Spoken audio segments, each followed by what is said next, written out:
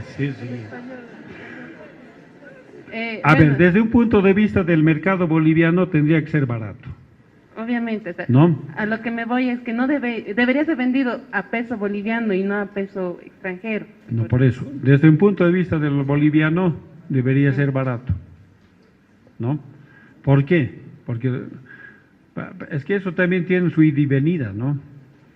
Pero ¿Por qué, por ejemplo, por qué el Estado, a ver, una cosa, no sé si ustedes eso han visto en términos de economía, pero por ejemplo, el Estado nacional, incluido el actual, tiene políticas anticampesinas?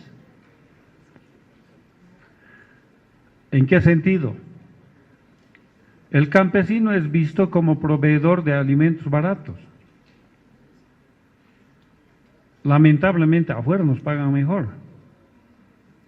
Tú misma, ¿no es cierto? Tú no trabajarías para un productor boliviano posiblemente, sí te irías con un productor extranjero. ¿Por qué? Porque te puede pagar, qué sé yo, $10 la hora. El boliviano te va a pagar $100 el mes. ¿No ve?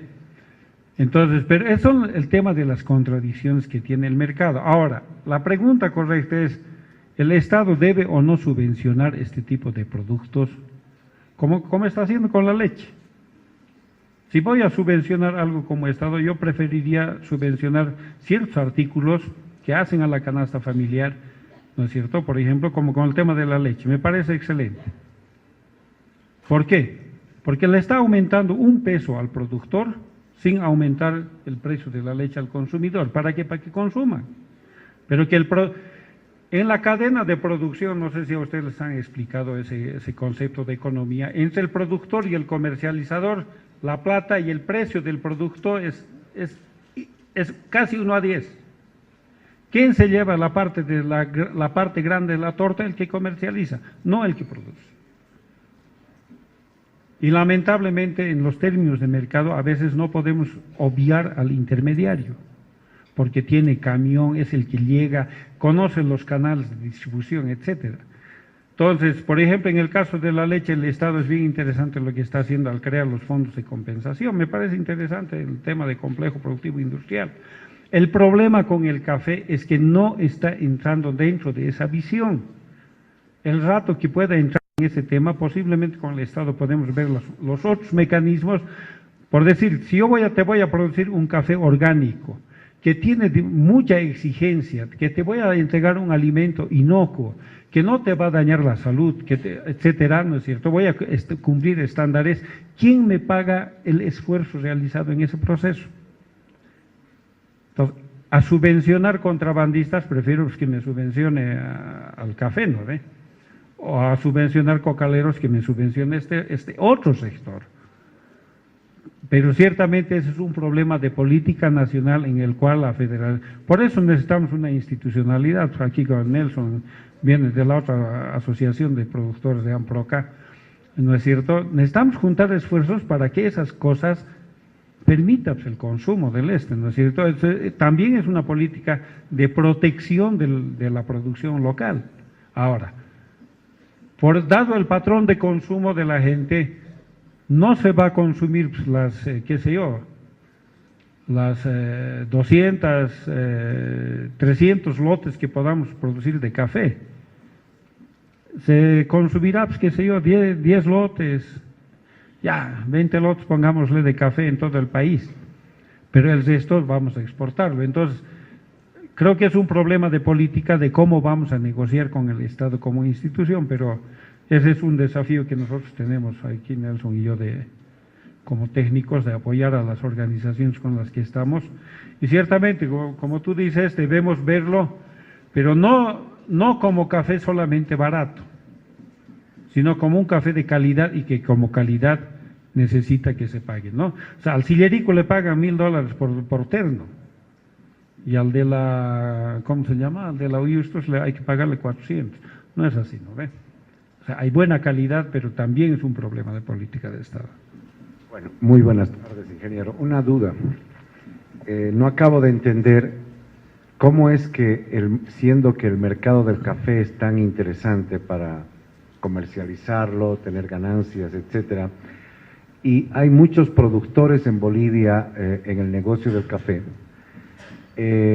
¿Cómo es que no reinvierten estas ganancias en mejorar, en ampliar sus cultivos, en tener marcas que estén con una presencia mayor en el mercado local y también en el internacional? Porque afuera no es que vemos en los supermercados el café boliviano ni en grano, ni en polvo, ni molido, ni nada.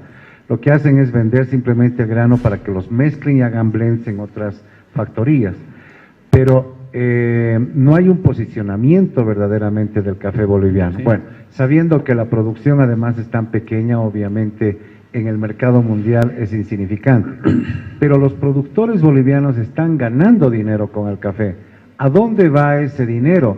¿Por qué siempre tendríamos que depender de la ayuda del Estado para poder mejorar esa producción? Gracias. Bueno, interesante pregunta, pero mi respuesta es la misma que usted se ha dado. ¿Por qué? Yo mismo no entiendo.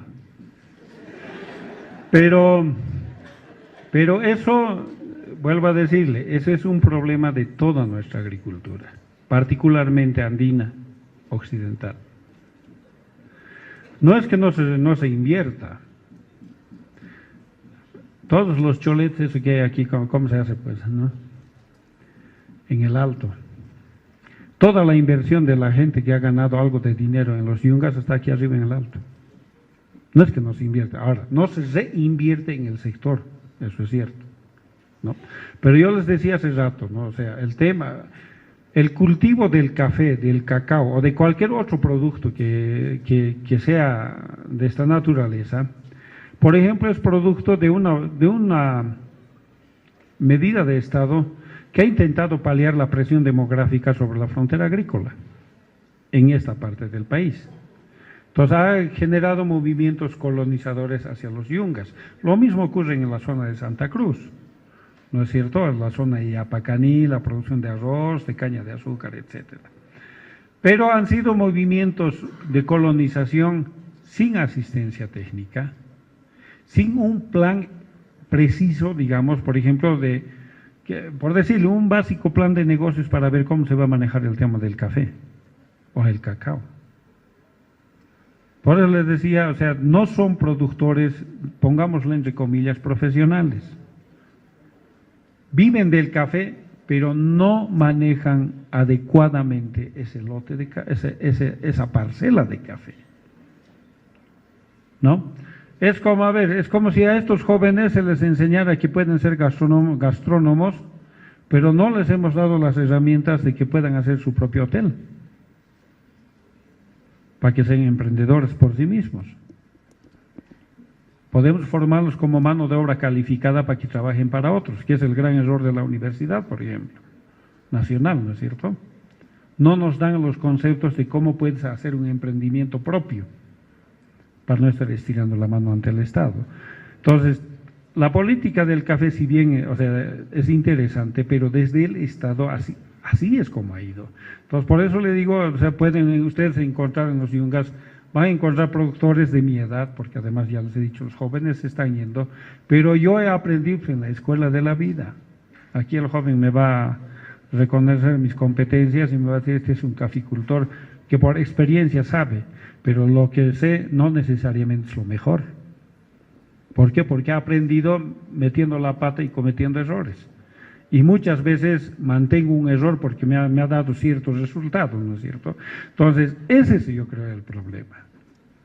Entonces, en la formación que nosotros, porque como le digo, en el tema de la escuela, no es solamente capacitar, es hacer un recambio generacional de productores, pero tiene que ser un tipo que sabe, que sea ingeniero, que no sea un simple productor con segundo o tercer año de primaria vencido, que no ha tenido la opción de poder leer un libro, y no es porque no quiere, sino porque en el área rural no ha tenido esa